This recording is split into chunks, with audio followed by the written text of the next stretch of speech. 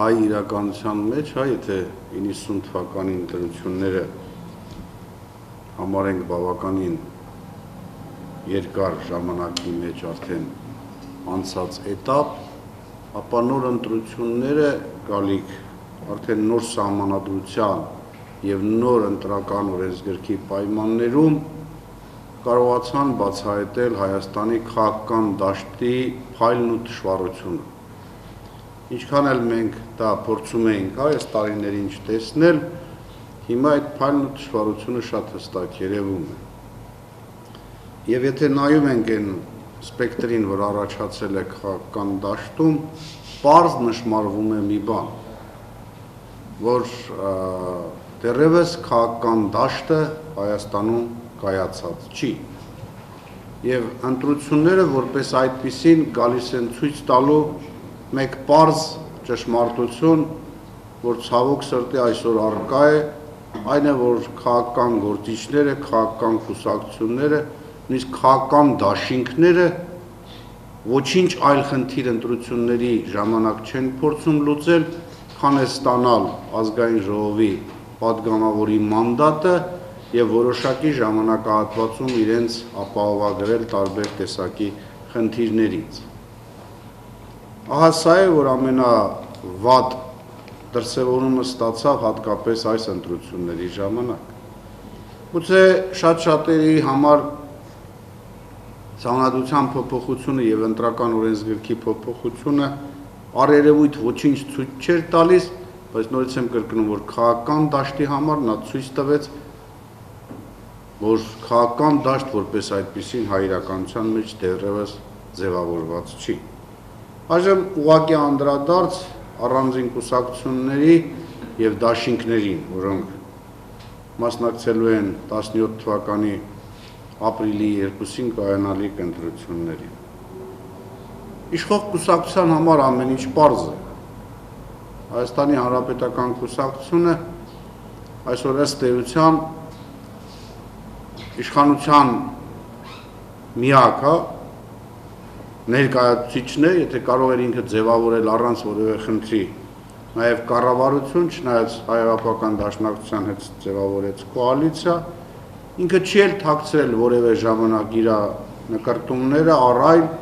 որ ինքը փորձում է պահպանել այդ իշխանությունը։ Այսինքն ամեն մի նոր ընտրության ժամանակ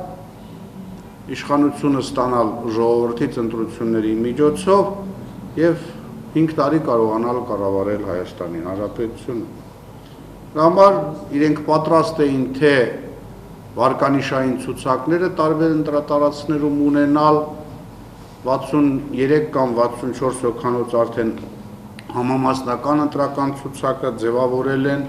եւ կարծում եմ գոնե Հանրապետական կուսակցության համար ամենևին էական չէր այդ ցուցակներում ովքեր կընդգրկվեն, որտեվ վարկանիշայինի առումով ինքը որևէ սղություն չուներ, որևէ թեկնածուի պակաս չուներ, համամասնական առումով էլ կային մարդիկ, ովքեր ամենայն դեպս գործող Հանրապետական կուսակցության ժամանակահատվածում, որ իրանք եղել են այդ կուսակցության, ցույց են տվել իրենց նվիրվածությունը կուսակցությանը եւ հիմա ընդգրկված են ցուցակներում։ Հայ-Հեղափական դաշնակցությունը, որը կոալիցիայի մաս է կազմում, բայց ընտրություններին գնում է միայնակ, դա պետք է ընդունենք, որ ամենակայացած քաղաքական կուսակցությունն է հայ իրականության մեջ, վերջին գոնե 125-130 տարիների ընթացքում, բայց հաշվի առնելով այն հանգամանքը, որ Հայ-Հեղափական դաշնակցությունը շատ ավանդապակ կուսակցություն է եւ բազմանդամ կուսակցություն չէ, չնայած իրանք այս նոր սահմանադրության եւ օրենսգրքի հիմնական ջատագովներից մեկն էին, իրենց համար էլ կարծում եմ այս ընտրությունների ժամանակ բավականին լուրջ փորձություն է սպասվում,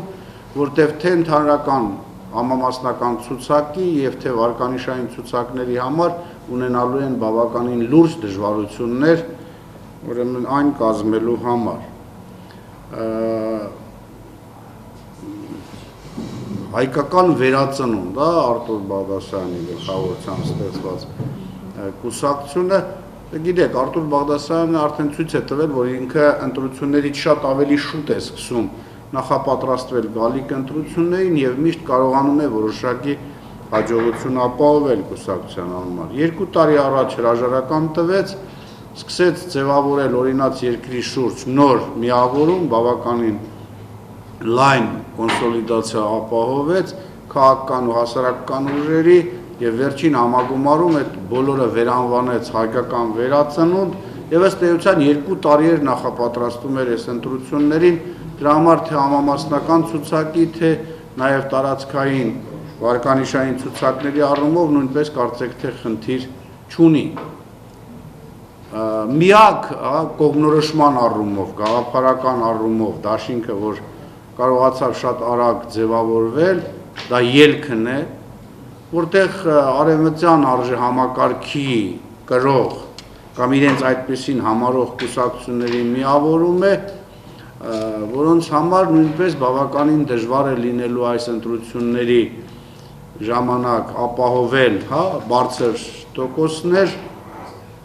դարձյալ այն պատճառով, որ չեն կարողանա համամասնական եւ նաեւ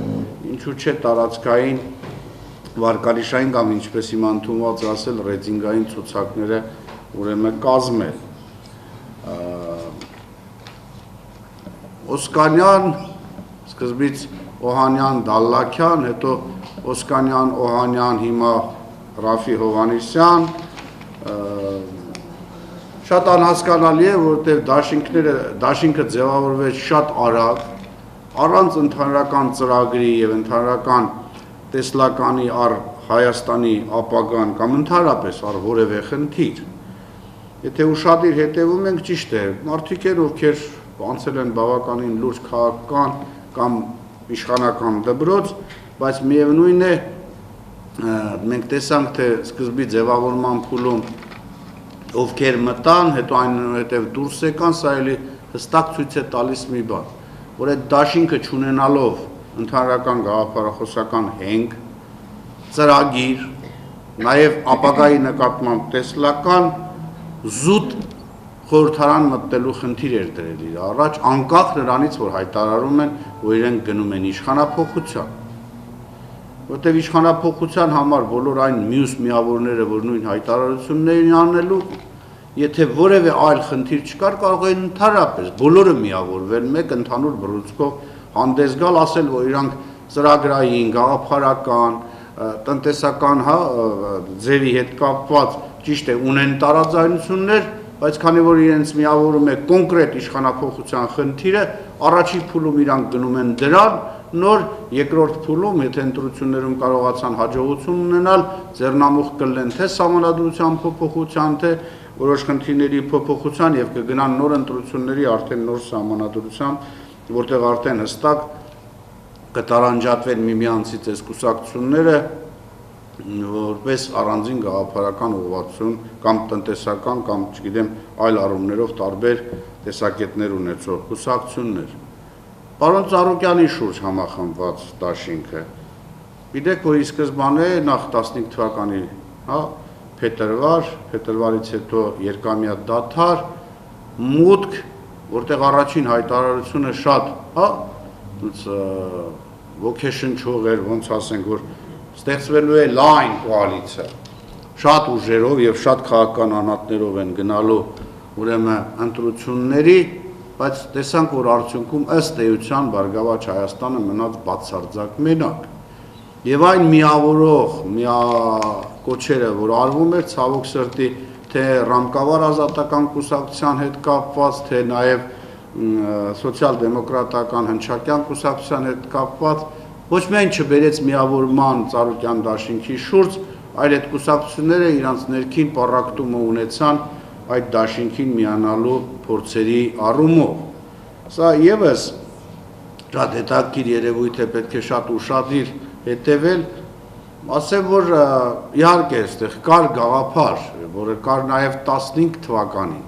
Հիշենք, որ 15 թվականին 2000 այնտեղ կար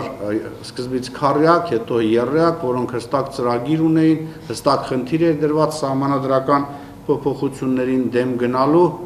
Ցավոք սրտի, ժամանակ ես էլ մասնակցել եմ այդ ամեն ինչին, մենք չկարողացանք գործը մինչև վերջ հասցնել հայտնի պատճառներով, Հիմա էլ ինձ թվում էր, որ պարոն Ծառուկյանի մուտքը քաղաքական արենա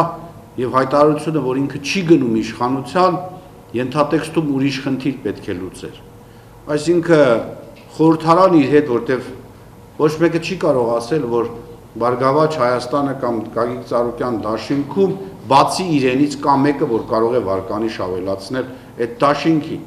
Այսինքն հիմնական քարշիչ ուժը պետք է լիներ պարոն Ծառուկյանը եւ Ծառուկյանի արչեւ ինձ թվում էր պետք է խնդիր ինքը իր արժեջ խնդիր դնել, որ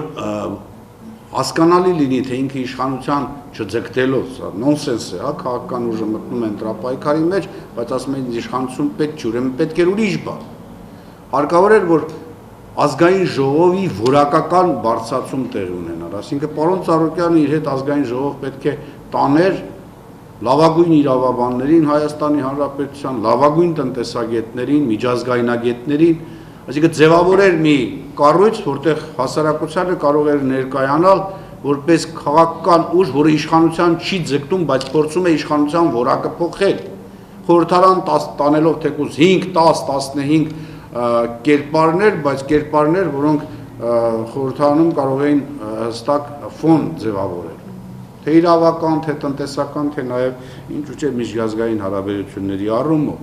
Ցավոք սրտի սա տեղի չունեցավ։ Եվ Ծառուկյան դաշինքը ձևավորվեց արդեն նախկին հանրապետականներով, էլի մականունավոր մարդիկ մտան, մարդիկ, որոնք կյանքում բավականին լուրջ ձախողումներ ունեցել են, բայց հիմա հայտնվեցին հանկարծ պարոն Ծառուկյանի դաշինքում, սա ես չեմ կարծում, որ բարձրացեց վարկանիշ կամ որակ, ընդհակառակը սա կարող է ունենալ բավականին լուրջ բացասական հետևանքներ, թե իր պարոն Ծառուկյանի համար, թե իր շուրջ ձևավորված այդ դաշինքի համար, որտեղ միսիան, այսինքն, որ ինքը պետք է ունենար, այդ միսիան կարծեք թե օդս ցնդեց։ Եվ այս պարագայում մենք կարող ենք ասել, որ մարդիկ էլի գնում են անձնական խնդիր լուծելու, ոչ թե որոշակի խնդիրներ, որոնք պետք են ժողովրդին ու պետությանը։ ՀԱԿ-ը, որը բավականին լուրջ առաջնորդ ունի, հա, մարդ, որը հայ իրականության մեջ առաջին նախագահն է, ցավոք սրտի ուրեմն էլի բախվել է նույն խնդրի հետ, դա համամասնական ու ուրեմն տարածքային վարկանիշային ցուցակման խնդիրն է, նորից ծառացել է այդ կուսակցության առաջ, Քոքոբելյանի ազատ դեմոկրատները եւ Հրանտ Բագրատյանը, որ միացել են իրար ստեղծել են նոր դաշինք, էլի ունենալու են նույն խնդրեմը, այդտեղ կարող է, հա, տեսեք, ես Բագրատյանի նկատմամբ, որտեղ դուք շատ երիտասարդ եք, չեք հիշի, առաջին գերագույն խորհրդի ժամանակ մենք միշտ ունենում ենք, երբ որ ինքը վարչապետ էր, ես ղեկավարում էի Հայ հեղափոխական դաշնակցության խորհրդարանական խմբակցությունը, մենք միշտ լուրջ վեճեր ունենում ենք, բայց պետք է ընդունել, որ շատ մեծ պոտենցիալ ունեցող մարդ է, բավականին լուրջ հասկանում է Հայաստանի տնտեսությունը, ափսոսում եմ, որ այդ միավորումն էլ կարող է բախվելով այս նույն նոր ընտրական օրենսգրքի պահանջներին չկարողանալ մինչև վերջ հասցնել ձևավորել են ուրեմն ցուցակները, որոնք պահանջվում է ընտրություններին մասնակցության համար։ Աստված տա այդ բոլորը հաջողեն, բայց դժվար է։ Սա էր, որ ես ի սկզբանե ասացի, որ ցավոք սրտի այս ընտրությունները հայաստանյան քաղաքական դաշտի փայլն ու թշվառությունը ցույց տվեցին։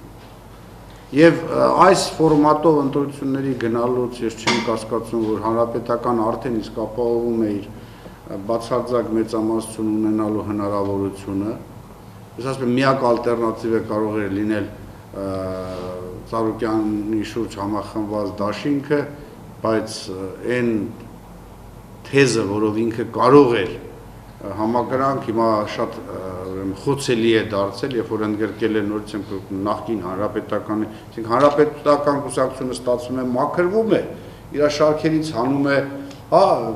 վատ իմաստով խնդրում եմ չընկալել սա, բայց քանի որ արդեն այդ տերմինոլոգիան օգտագործվել է, աղբը ինքը այդ աղբին հավաքում է իր մոտ։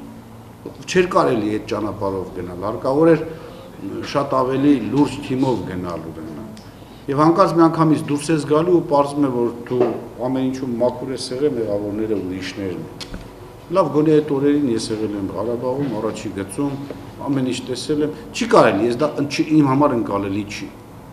Երբևէ չեք լսի, որ ես հայ հեղափոխական դաշնակցության մասին որևէ քննադատական բան ասեմ։ Կամ իշխանությունից դուրս գալուց հետո, երբ որ հրաժարական տվեցի, իշխանության մեջ եղած ժամանակ ասածներս չկրկնեմ նույնությամբ։ Ավել բան չեմ ասում, որտեղ էթիկայի կանոններից ելնելով նորից եմ խոսում, շատ կարևոր է, որ մարդը արժանապատվություն ունենա եւ հասկանա, եթե միասին են եղել, սխալը նկատել է, այդ սխալի մասին ինքը ոչինչ չի ասել, իրեն աշխատանքից հեռացնում են, դուրս է գալի, անկախ կազմել ոչ բեր այդ սխալը,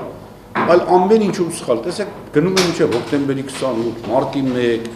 Բարձեք իրանք այդ օրերին նենց բան են, ինչ-որտեղ թաքնված սպիտակ ամպերի հետևում, ու մեկ էլ սպիտակ ամպոտ ոտելով իջան երկիր ու տեսան ամեն ինչ գաղջը, հա, տենց են ասում շատերը։ Լավ, շնորհակալություն, տեսանք ձեր հարցը։ Ես երկու հարց ունեմ ձեզ։ 3 հատ, մի հատ էլ իմը։ Առաջինը վերաբերում է էլի Օհանյան Ռաֆի Օսկանյան այդ դաշինքին։ Շատերը այդ հիասթափություն ունեցան կոնկրետ ժառանգության պահով, քանի որ նրա առաջնորդը նաև դուք էթիկայի մասին խոսեցիք քաղաքական, Ռաֆի Հովհաննիսյանը բազմիցս անգամ է քննադատել Օսկանյանին, սակայն հիմա այդ դաշինքը կայացավ եւ կարծես մի մեծ ընտրազանգված հիմա հիասթափության մեջ է եւ ըստ էության չի կողմնորոշվում ինչպես պետք է իրեն դրսևորի ընտրության օրը։ Չէ՞ կարծում, որ այս ընտրություններին, այս ընտրությանը ավելի կգերակշռի անվավեր քվեաթերթիկների քանակը։ Անվավեր չի կարող լինել, շատ պարզ պատճառով, ընտրական օրենսգիրքը եւ ընտրությունների մեխանիզմը նենց է, որ անվավեր քվեաթերթիկ ըստ էության չի կարող լինել։ Կարող եք խզբուզել։ Ինչ ուզում եք արեք, եթե դուք արդեն այդ կուսակցության քվեաթերթիկը փոկեցիք ընդհանուր բուկետից, հա, մեկ ինչ-որ բան պետք է գցեք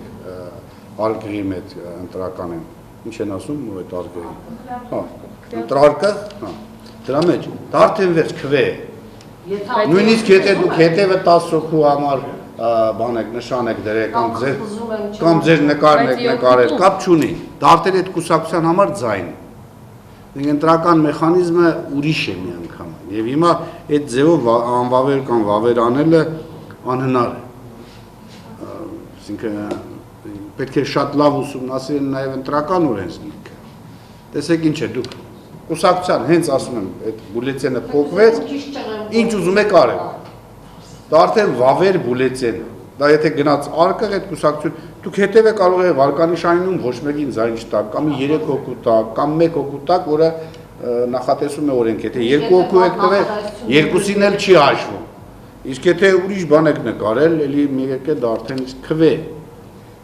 Ամենադեպս օրենքը շատերը օրենքը նույնիսկ չեն էլ ուսումնասիրել։ Ես հիմա կոնկրետ անուն չտամ, որտեղ բոլորը գիտեն, որ ես մինչև հայտարարություններից հետո շատ քաղաքական ուժերի ղեկավար կամ դաշինքների ղեկավարների հետ ունեցել եմ բավականին երկար եւ լուրջ զրույցներ։ Եվ երբ որ անկարգ մարդու տեսակետը փոխվում էր, ուղղակի հարց եմ տվել, լավ ինչու։ Ասում եմ դենտրական օրենսգիրքը չէինք կարդացել, չգիտեինք, որ վարկանիշայինում մենք պետք է ինձ մարդիկ ունենանք, որոնք պետք է ձայն բերեն։ Այսինքն մականունավոր մարդիկ։ Գիտեք, այսինքն մարդը դաշինք է ձևավորում, գնում է ընտրությունների, չիմանալով թե ընտրական օրենսգրքի պահանջները որոնք են եղել, լավ ոնց լուրջ վերաբերվես։ Իսկ ժառանգության պահանջ կա։ Դե ժառանգություն, հիմա տեսեք, դա Վիկտոր Դալլաքյան, նա խեղճ մարդ ասենք, լավ մարդ ասենք, վատ մարդ ասենք, որը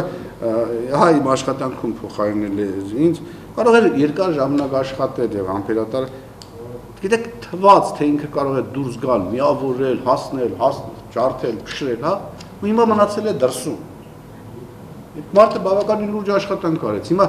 դաշինքում արդեն ես վստահ եմ, որ այսօր էլ մարդիկ դեռ դուրս կգան։ Վայ Հովհաննիսյանը դուրս է կավերեք, այսօր էլ ինչ-որ մարդիկ դուրս կգան, նոր մարդիկ կմտնեն,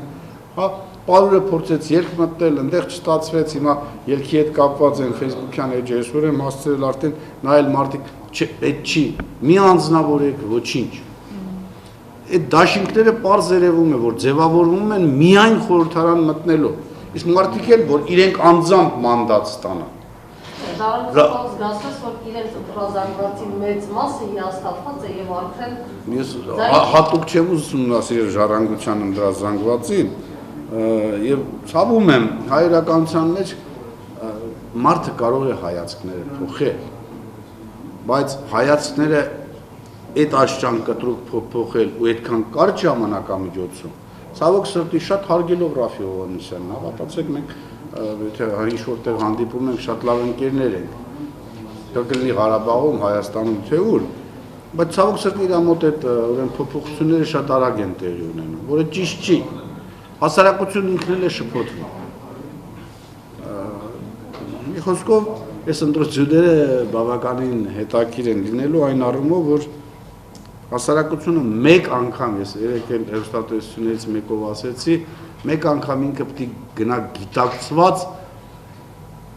գործողության, որը գուցե եւ ճիշտ չի, բայց ապագայի համար շատ կարևոր դաս, որ արդեն կուսակցությունները մինչև ընտրությունները հասկանան, որ պետք է դրան նախապատրաստվել, ընտրություններին գնան հստակ ծրագրով, ոչ թե ընթացած, ուրեմն բերեք սրան բերենք, այս մեկին բերենք, մականունավոր, պարզ օրենքը չգիտենք, բա այդ օրենքի պայմաններում ախր սա պետք է անենք, ողբերգություն է, ողբերգություն։ Սաբելյան եւս մեկ հարց ունեմ, Հանրապետականը երբ իր ցուցակը հրապարակեց, ակնհայտ էր, տեսանք, որ ոչ Սերժ Սարգսյանն է ընդգրկված ցուցակում, ոչ Կարեն Կարապետյանը, Կարեն Կարապետյանի պարզը դրանց պլանն հետ կապված այդ հարցերը առաջ բերվեց, թեև բոլորս է հայտնի, որ իշխանական մեխանիզմներով հնարավոր էր նաև այդ հարցը լուծել, սակայն չլուծվեց։ Ըստ ձեզ որն է պատճառը, որ այս երկու առաջատար դեմքերը, այսպես ասենք, կուսակցության չներառվեցին։ Միայն չասեք Սերժ Սարգսյանը խոստումն է կատարում, վարչապետ նախագահ չէ, ինչի ասում։ Սա հստակ մեսիջ է, որ ուղարկում է հանրապետական կուսակցությունը։ Մենք շատերս մեր քաղաքական գործիչների կամ ղեկավարների նկատմամբ ունենք երբեմն թերահավատություն, երբեմն իրենց գործողությունների հետ կապված ոչ ճիշտ ընկալում։ Հանրապետականը շատ վստահ է գնում ընտրությունները։ Եվ ինքը շատ հստակ ցույց է տալի, որ ինքը ինչ ցուցակել կազմի, այսօր այն ուժն է քաղաքական, որ կարող է ապահովել իր համար մեծամասնություն ազգային ժողովում, եւ ես վստահ եմ, որ ընտրությունների արդյունքները դա էլ ցույց կտա։ Այսինքն ինքը մի քանի տարի է, հա, եւ սահմանադրական փոփոխությունների եւ ընտրական օրենսգրքի փոփոխությունների էր գնում, մյուս կուսակցությունները ակտիվ մասնակցում էին, թվում էր թե, բայց բարձր մյուս կուսակցությունները մասնակցել են ձևի համար։ Ոչ մեկ էության մեջ խորքով չի հասկացել, թե սահմանադրական այս փոփոխությունները ինչ հետևանք կարող են ունենալ կամ ընտրական նոր օրենսգիրքը։ Հանրապետական կուսակցություն ունենալով Խոստովանել է, լավագույն մասնագետները սիրում ենք իրանք, չենք սիրում, լավն են, վատն են, իրանք մոտ են։ Իրանք այս ամեն ինչը հաշվարկել են։ Եվ սա շատ հանգիստ գնում են ուրեմն ընտրությունների։ Նրանք չեն էլ թաքցնում, որ այո, մենք ուզում ենք իշխանությունը նորից պաշտպանել, որ ամեն ինչ անել են, որ ժողովրդի իր իշխանությունը մեզ տա, մանդատը մեզ տա։ Գնում են դրան շատ լավ հասկանալով նաև, որ ինչով են խոցելի մյուս դաշինքները, մյուս քաղաքական կազմակերպությունները։ Եվ ինչ մեսիջ էր այդ երկու դեմքի ինչն է։ Մտածեք, միշտ Սերժ Սարգսյանն ասում էր շատ հետաքրքիր մի արտահայտություն, որի վրա ոչ մեկ ուշադրություն չէր դարձնում։ Ինքը ամեն ինչ անելու է այս նոր սահմանադրությամբ ու օրենքներով, որ քաղաքական կուսակցությունները կայանան Հայաստանում։ Շատերին սա թվում էր, թե հենց Սերժ Սարգսյանն ինչ-որ, բայց ինքը տեսեք, արեց, չէ՞, ցույց տվեց, որ քաղաքական կուսակցություններ որպես այդպիսի, որ 100,000 անդամ ունենք, 50,000 անդամ ունենք, պարզվեց չկա։ Հավատացեք շատերը այսօր։ Որում շատ ազդեցիկ, հա, թվում է դաշինքներ կամ կուսակցության ղեկավարներ, գալիս են հանրապետականի դուռը չոքում են, որ իրենց համար մարզերում, տնտատարածքներում վարկանիշայինի համար մարդ տա։ Դե հիմա տեսեք ինչ վիճակ է, կուսակցությունները պետք է հասկանան, որ հայտարարելը, որ այսքան անդամ ունենք բոլոր մարզերում, այսօր դա փաստացի դրվի սեղանի։ Այսինքն միայն դա է մեսիջը իր չներառվելու եւ Կարեն Կարապետյանը։ Չէ, իրանց մեսիջը իրանք շատ իրանք ցույց են տալիս, որ ամենևին պարտադիր չի, որ իրանք ցուցակը գլխավորեն մարդիկ, ովքեր այսօր պետության առաջին դեմքերն են, որպեսզի իրենք կարողանան ապահովել ազգային ժողովը։ Դուրս են մնում քաղաքական հետագա գործը։ Չէ, ընդհակառակը։ Այսինքն, որ հիմնական դերակատարը լինելու է կուսակցությունը, հիմա տեսեք, ես նորից ստիպված եմ անդրադառնալ իմ հին ասածներին, հիշում եք Շարմազանովի հայտնի խոսքերը, որ բոլոր բաները անցնելու են Մելիք Ադամյանը։ Հիմա մարդիկ դա շատ էին թվում էր, ես էլ, չէ, ես միշտ ուշադրություն էի հրավիրում բոլորի դրա վրա այդ խոսքերի վրա։ Շատ է ընդունում էր նենց ասված խոսքերը։ Չէ՞ կյանքը ցույց է տալի, որ մարդիկ ինչ ասում են, գնում են դրան։ Բայց քաղաքական ուժերը չգիտեք ինչու փորձում են դրանից խույս տալ այլ ձևով։ Չէ՞ մարդիկ ասել են, այսինքն հիմնական դերակատարը լինելու է կուսակցությունը։ Եվ կուսակցությունն է որոշելու, թե քաղաքական գիծը, թե ով կլին ազգային ժողովում, թե ովքեր կլեն կառավարությունում, թե ինչ տնտեսական գիծ է տարվելու, ինչ սոցիալական գիծ է տարվելու, ինչ արտաքին քաղաքականություն է վարվելու, ինչ ներքին քաղաքականություն է վարվելու։ Իսկ հանրապետականը ցույց է տալի, որ ինքը որևէ խնդիր դնում է, հետամուտ է լինում խնդրի լուծմանը եւ հաստում է այդ խնդրի լուծմանը։ Այդ երկու գործիչները որտեղ են դուք տեսնում առաջիկա։ Ես կարծում եմ Սերժ Սարգսյանը իր դերակատարությունը դեռ պահպանելու է որպես առաջին։ Կարեն Կարապետյանի մասով հստակ հայտարարել են, որ ընտրություններից հետո ինքը մնալու է որպես իրենց վարչապետի տեխնացու եւ եթե իրենք մեծամասնություն ունենան, ապա վարչապետ լինելու է Կարեն Կարապետյանը։ Դրա հետ կապված շատ հստակ հայտարարություններ արել են եւ կարծում եմ իրենց հայտարարություններին, ինչպես նախորդ բոլոր հայտարարություններին պետք է լուրջ վերաբերվել ու հասկանալ, որ եթե իրանք ասում են, ուրեմն ամեն ինչ անում են, որ դրան հասնեն։ Դա էլ է։